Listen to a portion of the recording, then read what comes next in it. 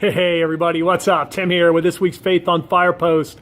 How you doing? Hope you all are doing awesome today and crushing it and watching God show up in a mighty way in your life. Title for today's shoot is Get Dissatisfied, and we are in the middle of Numbers 13 and talking about how the Israelites got to the promised land and they bailed. They couldn't take it. They couldn't do it. They turned around, even though God had given them the most magnificent land, the most magnificent vision ever given to anybody.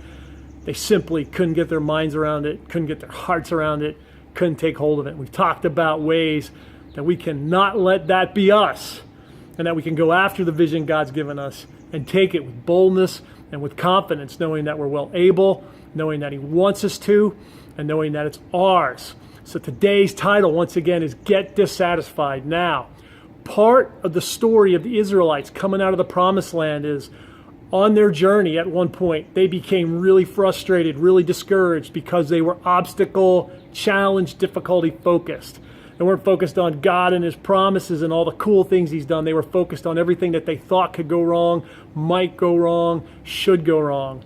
And at one point they looked at Moses and they said, let's go back to Egypt. Now you got to understand, they were slaves in Egypt. They were forced to make mud bricks. They were beaten. They had all their goods taken from them. They were slaves and treated like absolute dogs. But it's funny, because when we get into a little bit of adversity and a little bit of discomfort, and we aren't comfortable being uncomfortable, we want to go back to the way that things were. And we start out strong out of the gate, but we don't finish strong. That's because we don't stay dissatisfied. Now, I believe we should be grateful and thankful, but I also believe that we should be dissatisfied. We should have a holy dissatisfaction in us. What do I mean by that? I mean that where you are isn't where you're going to end up. There's more.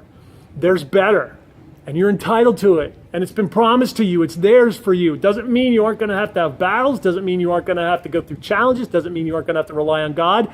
As a matter of fact, the bigger the vision, the more you have to rely on God. But you got to stay dissatisfied with your current state. You got to realize that He wants more for you.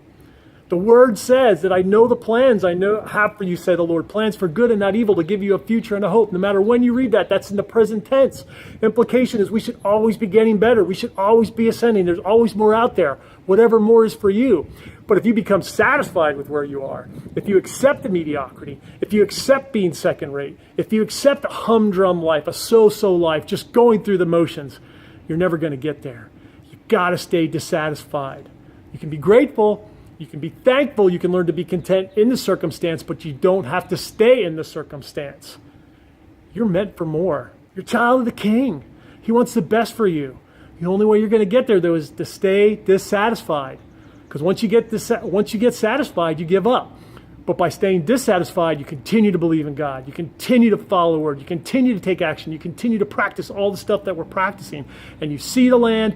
You know it's yours. You know you're well equipped. And you get up and you take it. That only happens when you know you're meant for more. There's more for you in your future. And you're dissatisfied with your current state. And I don't care how good it is. It can get better. I don't care how bad it is. You are entitled for the best that God has for you. He wants that for you because you are His child. So get dissatisfied. Let that burn in your soul and say, there is more for me, and I will do whatever it takes to get there, and I'm not going to stay in this position anymore. I am sick of it. I've had enough, and I'm going after what God's given to me. And if you do that, all things are possible. This is Tim, today's Faith on Fire. Get dissatisfied and stay there. Have a great day. I'll talk to you soon.